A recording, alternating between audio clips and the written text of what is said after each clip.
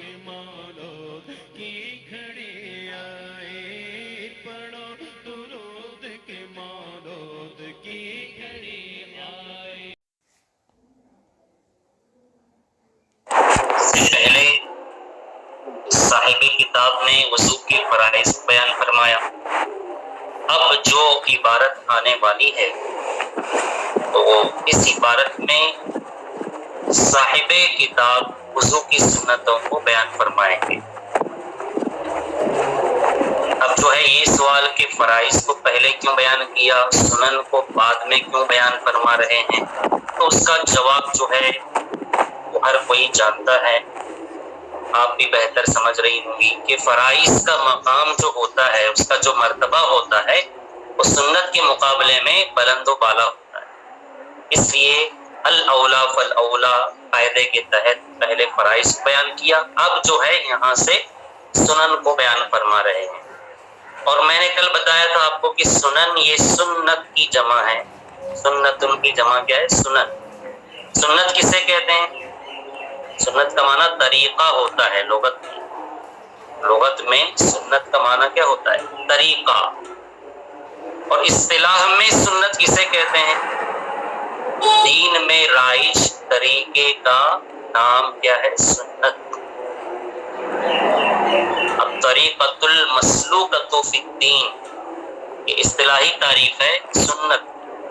دین میں رائج طریقے کا نام سنت ہے۔ ہاں؟ اور صاحب بنایا جو ہیں انہوں نے سنت کی تعریف یہ کی ہے، ما واظب علیہ النبی علیہ السلام ولم یترکہ الا مرۃ او مرتین۔ یعنی سنت کسے کہتے ہیں؟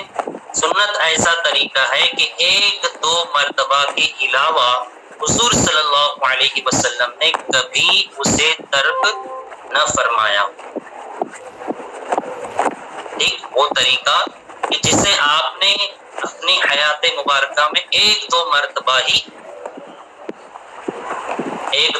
ہی ترک کیا، اس کے علاوہ کبھی ترک نہ فرمایا ہو، ٹھیک، اسی کو کیا کہتے ہیں؟ سنت کہتے ہیں۔ ہاں، علامہ کمال ابن امام اور صاحب بنایا نے فرمایا ہے کہ سنت وہ ہے کہ حضور صلی اللہ علیہ وسلم نے کبھی کبھار جسے ترک فرمایا ہو، ورنہ آپ نے ہمیشگی برتی ہو۔ بات سمجھیں آپ؟ جی۔ اب ایک سوال اور پیدا ہوتا ہے، وہ کیا ہے کہ صاحب ہدایہ نے فرض جو ہے واحد کے صیغے کے ساتھ ذکر فرمایا، لیکن جب سنت کی باری آئی تو سنن یہ جمع کے صیغے کے ساتھ ذکر فرما رہے ہیں، ایسا کیوں؟ جی، ایسا کیوں ہے؟ تو اس کا جواب دو طریقے سے دیا جا سکتا ہے۔ ایک جب وجہ تو یہ ہے، ایک جواب تو یہ ہے کہ فرض جو لفظ ہے وہ مصدر ہے، اور مصادر آپ جانتی ہیں کہ نہ تو تثنیہ ہوتے ہیں اور نہ جمع ہوتے ہیں، جی،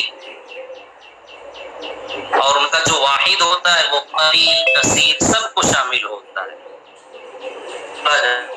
اس لیے وہاں پر لفظ فرض کو جمع ذکر نہیں کیا گیا، ٹھیک ہے۔ اس کے مقابل جو سنت ہے، سنت جو لفظ ہے وہ مصدر نہیں ہے، اس لیے اس کو جو ہے جمع کے صیغے کے ساتھ ذکر کیا، ٹھیک، یہ پہلی وجہ۔ بات سمجھ میں آئی؟ جی۔ تو ایک سوال جو تھا جو ذہن میں آ سکتا ہے، جس کو علامہ کمال ابن حمام اور صاحب بنایا، جی، اور صاحب بنایا، ان سب حضرات نے یہ اپنی اپنی کتابوں میں تحریر فرمایا ہے، کیا کہ صاحب ہدایہ نے فرائض وضو کو بیان کرتے ہوئے کیا فرمایا؟ ففرض الطہارتی کہہ کر فرض کو بصیغہ واحد ذکر کیا نا، واحد کے صیغے کے ساتھ، جبکہ وضو کی سنتوں کو بیان فرما رہے ہیں تو سنن جمع کا صیغہ ذکر کیا۔ آخر ایسا کیوں؟ اس کی وجہ کیا تھی؟ تو اس کی وجہ بیان فرماتے ہوئے فرماتے ہیں کہ فرض جو لفظ ہے وہ مصدر ہے، اور مصدر نہ تو تثنیہ ہوتا ہے نہ جمع ہوتا ہے، ٹھیک، بلکہ ان کا واحد ہی قلیل کثیر سب کچھ شامل ہوتا ہے نا۔ جمع کا ذکر نہیں کیا. اس کے بالمقابل سنت جو لفظ ہے وہ مصدر نہیں ہے، اس لیے اس کو بصیغہ جمع ذکر کیا. ٹھیک ہے جی. اور دوسری ایک وجہ بھی ہے اس کی. دوسری وجہ یہ ہے کہ فرض کے مقابلے سنت کے جو مشمولات ہیں، سنت کی جو فروعات ہیں وہ زیادہ ہیں. کیا ہے؟ زیادہ ہے. اس لیے سنت کو جمع کے صیغے کے ساتھ ذکر کیا تاکہ اس کے جو جملہ انواع ہیں، جملہ اقسام ہیں، ان کو محیط ہو جائے. بات سمجھی؟ یہ دو وجہ ہیں. چلیے، تو یہ تمہید کے طور پر ساری باتیں تھی. اب ان تمہیدات کے بعد جو عبارت ہے اس کا خلاصہ میں آپ کو بتا دوں کہ خلاصہ کیا ہے. خلاصہ یہ ہے، دیکھیے کہ وضو کی سنتوں میں سب سے پہلی سنت یہ ہے کہ جب وضو کرنے والا نیند سے بیدار ہو تو وہ اپنے دونوں ہاتھ برتن میں ڈالنے سے پہلے کتنی مرتبہ دھولے؟ 3 مرتبہ دھولے. کتنی مرتبہ؟ 3 مرتبہ دھولے. اب دھونے کا طریقہ کیا ہے یہ آپ شرح وقایا اور اس سے پہلے کی کتابوں میں پڑھ چکی ہیں. دھونے کا طریقہ یہ ہوگا کہ پانی اگر کسی چھوٹے برتن میں رکھا ہے تو بائیں ہاتھ سے اٹھا کر دائیں ہاتھ پر ڈالے، پھر دائیں ہاتھ سے بائیں ہاتھ پر پانی ڈالے گا، ہے نا جی. اور اگر برتن بڑا ہے، کافی اتنا بڑا ہے کہ اس کا اٹھانا ممکن نہیں ہے، تو اگر چھوٹا برتن ہے ساتھ میں تو چھوٹے برتن کو لے لے.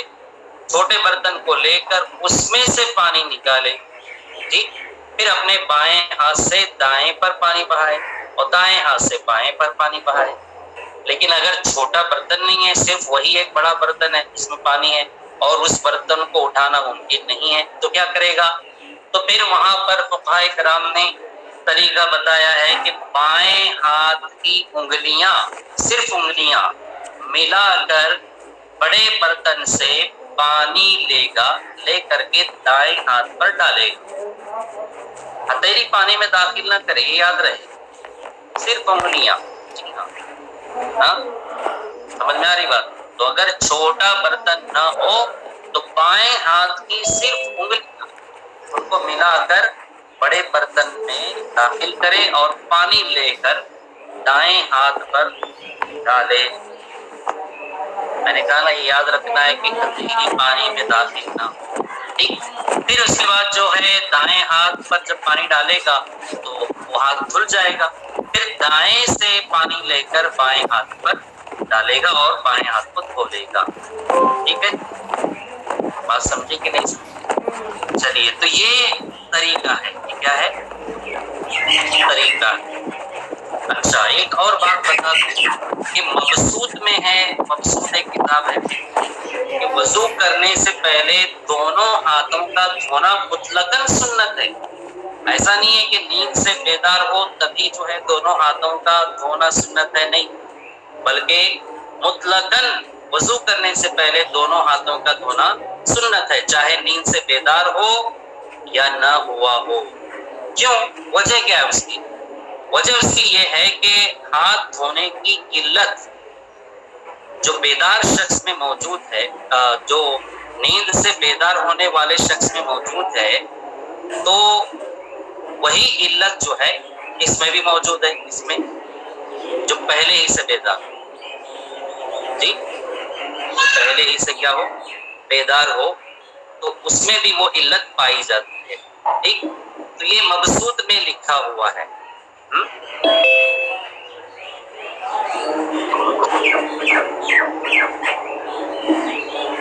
تو جب بھی کوئی شخص وضو کرنے کا ارادہ کرے تو سب سے پہلے کیا کرے؟ اپنے دونوں ہاتھوں کو گٹوں تک اچھی طرح دھو لے. ہاں، اور میں نے ابھی بتایا کہ یہ جو حکم ہے یعنی غسل ید کا، یہ عام ہے، چاہے وضو کرنے والا سو کر بیدار ہوا ہو یا پہلے ہی سے بیدار ہو اور وضو کرنے جا رہا ہو.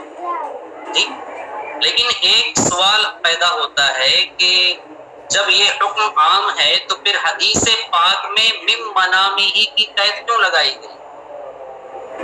تو اس کا جواب یہ ہے کہ عام طور پر سونے میں انسان کیا ہے؟ غافل رہتا ہے، اور نیند میں جب انسان ہوتا ہے تو اس کا ہاتھ ادھر ادھر چلا جاتا ہے، تو یہاں پر توہم نجاست پیدا ہوتا ہے، یعنی نجاست کا وہم، جی، تو توہم نجاست کے پیش نظر من منامی کی لگائی اسے بات، ورنہ اگر نجاست کا یقین ہو تب تو اس کا دھونا واجب اور ضروری ہو جاتا ہے۔ یہاں پر صرف کیا ہے؟ توہم نجاست ہے، نجاست کا وہم ہے، اس لیے حدیث پاک میں اس کے پیش نظر اس کی قید لگائی گئی، منامی کی قید لگائی گئی، ورنہ اگر نجاست کا یقین ہو تب تو اس کا دھلنا کیا ہوگا جی؟ واجب ہوگا۔ ٹھیک ہے، تو توہم جس طرح سوئے ہوئے شخص میں موجود ہے اسی طرح بیدار شخص میں بھی موجود ہے، یعنی توہم نجاست جس طرح سوئے ہوئے شخص میں موجود ہے کہ ہاتھ ادھر ادھر گیا ہوگا تو نجاست کا وہم پیدا ہوتا ہے، تو یہ جو توہم نجاست ہے بیدار شخص میں بھی موجود ہے جی۔ تو اسی لیے فقہائے کرام اور ہدایہ کے جو بیشتر زیادہ تر شراح ہیں، شارحین ہیں، انہوں نے من منامہ کی قید کو قید اتفاقی بتایا ہے، ہاں جی، کہ وہ قید کیا ہے؟ حدیث پاک میں قید اتفاقی ہے۔ بہرحال تو دونوں ہاتھوں کو گھنٹوں تک اچھی طرح دھو لیں، دونوں ہاتھوں کو گھنٹوں تک اچھی طرح دھو لیں۔ دیکھیے ترجمہ دیکھیے، قال فرماتے ہیں وَسُنَنُ الطَّهَارَةِ غَسْلُ الْيَدَيْنِ قَبْلَ إِدْخَالِهِمَا الْإِنَاءَ، کہ جب وضو کرنے والا شخص نیند سے بیدار ہو تو اس کے لیے دونوں ہاتھوں کو برتن میں داخل کرنے سے پہلے انہیں دھونا یہ کیا ہے جی؟ سنت ہے۔ یہ آپ پیچھے سے پورا ترجمہ کر رہے ہیں۔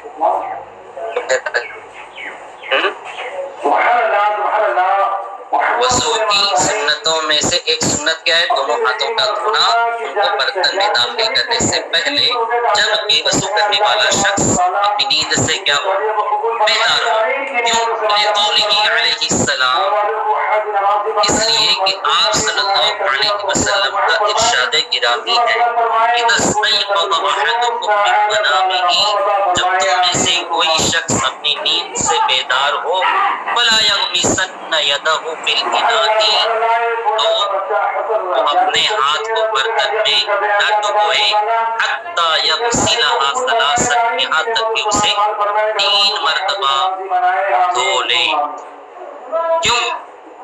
فإنه لا يدري أين باتت يده، کیونکہ اسے یہ معلوم نہیں ہے کہ اس کے ہاتھ نے کہاں کہاں رات گزاری ہے نا؟ ایک تو علت یہ ہے، دوسری وجہ کیا ہے؟ وَلِأَنَّ الْيَدَ آلَةُ التَّطْهِيرِ، اور اس لیے بھی کہ ہاتھ یہ پاک کرنے کا کیا ہے؟ آلہ ہے، اور اس لیے بھی کہ ہاتھ یہ کیا ہے جی؟ پاک کرنے کا آلہ جی۔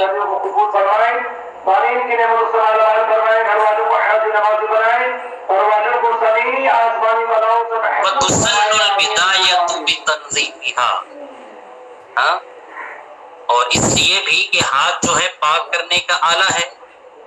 وَتُسَنُّ الْبِدَایَةُ بِتَنْظِیفِهَا، لہذا شروع میں اس کا بھی صاف کرنا کیا ہے؟ جی، لہذا شروع میں اس کا بھی پاک کرنا، صاف کرنا کیا ہوگا؟ مسنون ہوگا۔ ٹھیک ہے، یا آپ یوں بھی ترجمہ کر سکتی ہیں، یا ترجمہ کر سکتی ہیں، یا ترجمہ کر سکتی ہیں جی، سنو یا تسنو دونوں پڑھ سکتی ہیں، تسنو بھی پڑھ سکتی ہیں۔ تو بتایا کہ اس لیے کہ ہاتھ جو ہے آلہ تطہیر ہے، وتسن البدایۃ بتنظیفها، لہذا خود اس کو پاک کرنے کی بدایت، یہ کیا ہے؟ مسنون ہے، یعنی پہلے اس کو پاک کرنا کیا ہوگا؟ سنت ہوگا۔ وَهَذَا الْغَسْلُ إِلَى الرُّسْغِ، اور یہ جو دھونا ہے دونوں ہاتھوں کا کہاں تک دھونا ہے؟ تو بتا رہے ہیں إِلَى الرُّسْغِ، کہاں تک ہے جی؟ گھٹوں تک ہے۔ لِوُقُوعِ الْكِفَایَةِ بِهِ بِالتَّنْظِیفِ، کیونکہ اسی قدر کے ساتھ پاکیزگی کرنے میں کفایت حاصل ہو جاتی ہے۔ لِوُقُوعِ الْكِفَایَةِ کیا معنی ہے؟ کفایت کے حاصل ہو جانے کی وجہ سے، بھی اسی قدر کے ساتھ بالتنظیفی، پاکیزگی حاصل کرنے میں۔ سمجھ گئی؟ جی کیا ترجمہ ہوا؟ کیا ترجمہ ہوا؟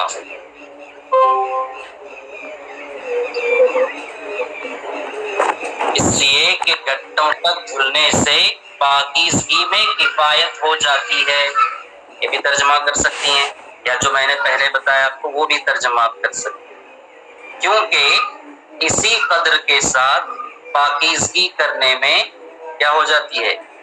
کفایت حاصل ہو جاتی ہے۔ کیا ہو جاتی ہے؟ کفایت حاصل ہو جاتی ہے۔ کیا مطلب؟ کیا بتایا یہاں پر جی؟ دیکھیے، بہرحال ہاتھ دھونے کی ایک علت تو وہی ہے جو حدیث پاک میں بیان کی گئی ہے۔ کون سی؟ کون سی جی؟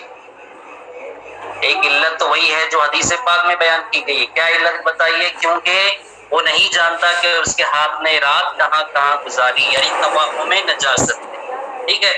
اور دوسری عقلی علت یہ ہے جو کتاب میں بتائی گئی ہے کہ ہاتھ یہ کیا ہے؟ آلہ تطہیر ہے۔ کیا ہے یہ؟ آلہ تطہیر ہے نا، پاکیزگی حاصل کرنے کا آلہ ہے۔ ہاتھ ہی وضو وغیرہ کے جتنے امور ہیں وہ انجام دیے جاتے ہیں۔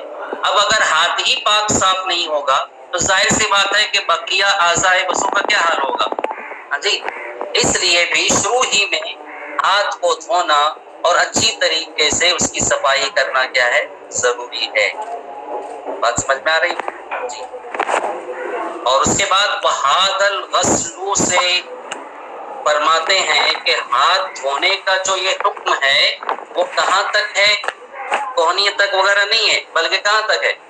گھٹوں تک کے لیے ہے۔ ہاں جی، ہاتھ دھونے کا جو حکم ہے کہاں تک ہے؟ گھٹوں کے لیے، یہ بتایا۔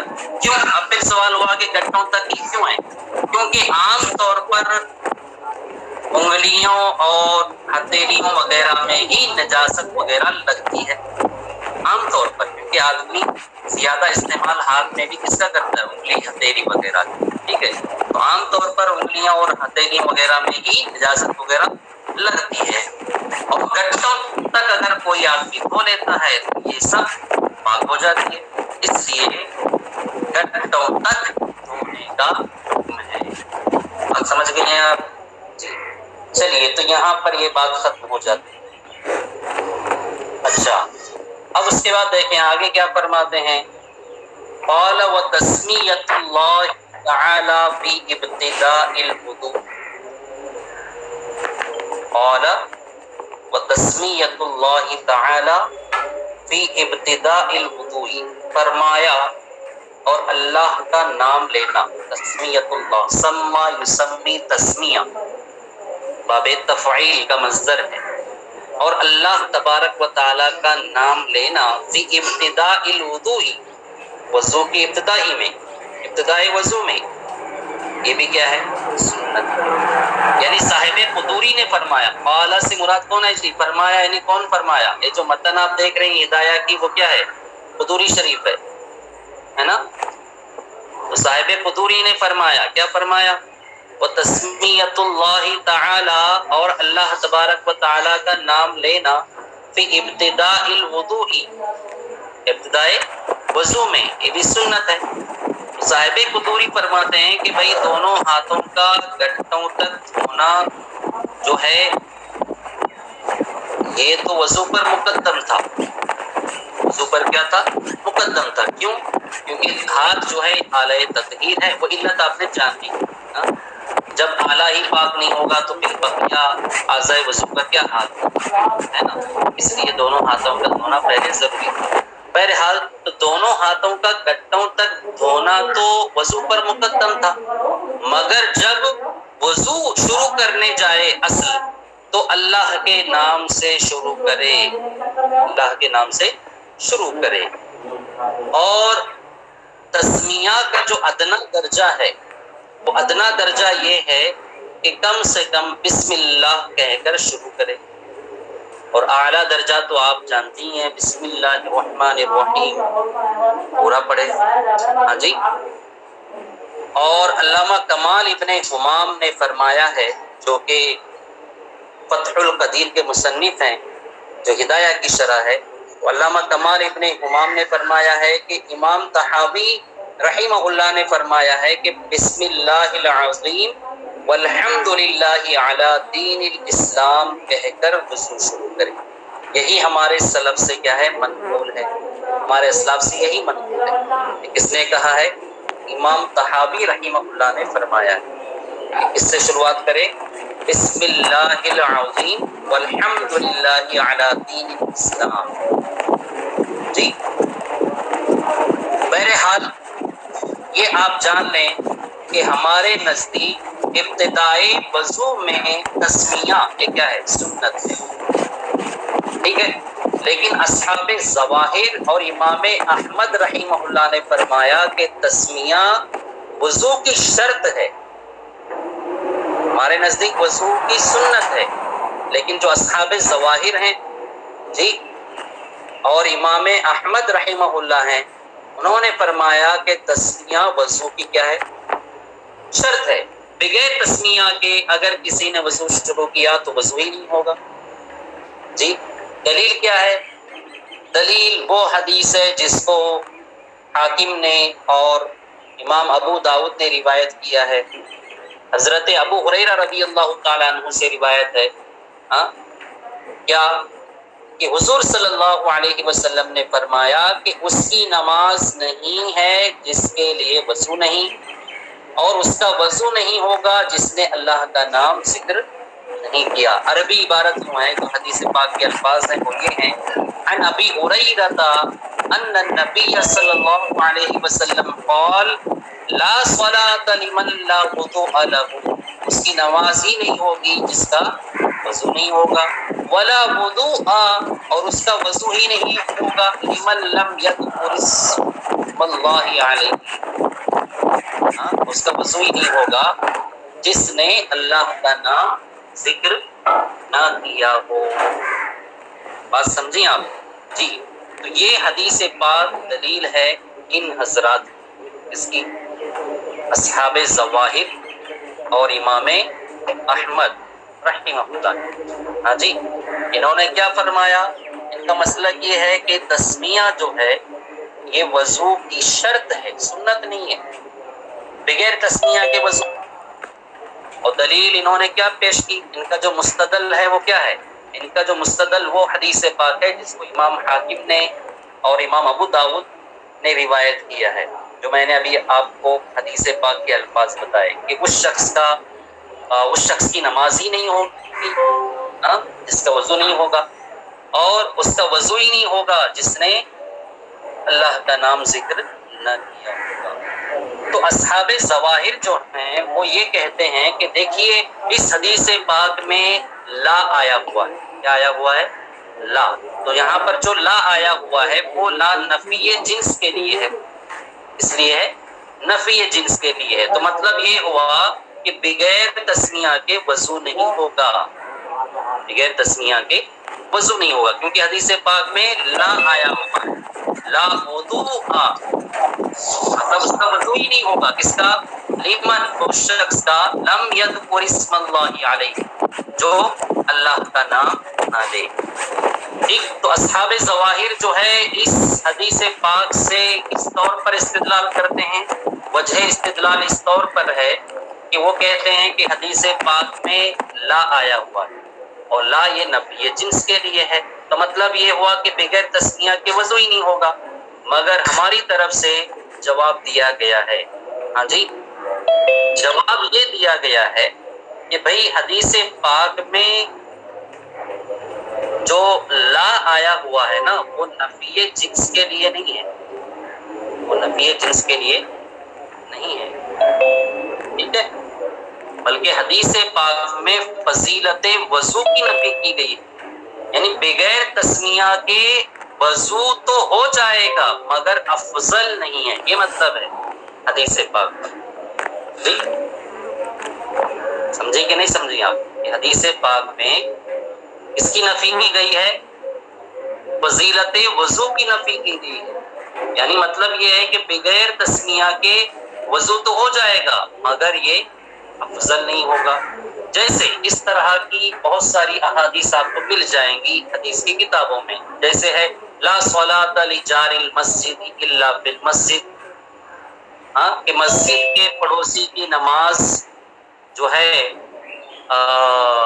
مسجد ہی میں ہوگی، کیا مطلب ہے؟ یعنی اگر وہ مسجد میں نہیں پڑھے گا کہیں اور پڑھے گا تو نماز نہیں ہوگی، یہ مطلب نہیں ہے۔ تو یہاں پر بھی جو ہے نا وہ فضیلت کی نفی کی گئی ہے، اس کی نفی کی گئی ہے، فضیلت کی نفی کی گئی ہے، کہ کمال صلاۃ اور فضیلت صلاۃ کی نفی کی گئی ہے، یہاں پر صحت صلاۃ کی نفی نہیں کی گئی ہے کہ مسجد کے علاوہ کہیں اور پڑھے گا، گھر میں پڑھے گا تو نماز ہی نہیں ہوگی، اس کی نماز ہی درست نہیں ہوگی، ایسا نہیں ہے، بلکہ فضیلت صلاۃ کی نفی کی گئی، کمال صلاۃ کی نفی کی گئی ہے کہ اگر مسجد کا پڑوسی مسجد میں نماز نہیں پڑھتا ہے بلکہ کہیں اور پڑھتا ہے تو اس کو وہ فضیلت حاصل نہیں ہوگی نماز، سمجھیں آپ؟ اور جیسے کہ ہے لا ایمان لمن لا عہد لہ، ہے نا، یہ بھی مشہور ہے، تو اس میں بھی جو ہے ایمان کی نفی نہیں کی گئی ہے بلکہ کمال ایمان کی نفی کی گئی ہے، نفس ایمان کی نفی نہیں کی گئی، سمجھ آ رہی ہے؟ تو اس طرح کی بہت ساری احادیث آپ کو مل جائیں گی، تو یہ بھی حدیث پاک اسی کیٹیگری میں ہے کہ اس حدیث پاک میں فضیلت وضو کی نفی کی گئی ہے کہ بغیر تسمیہ کے وضو تو ہو جائے گا مگر افضل نہیں ہوگا، جی، تو یہ جو حدیث تسمیہ ہے اس میں فضیلت اور کمال وضو کی نفی کی گئی ہے، صحت وضو کی نفی نہیں کی گئی ہے، بات سمجھ میں آ رہی ہے؟ جی،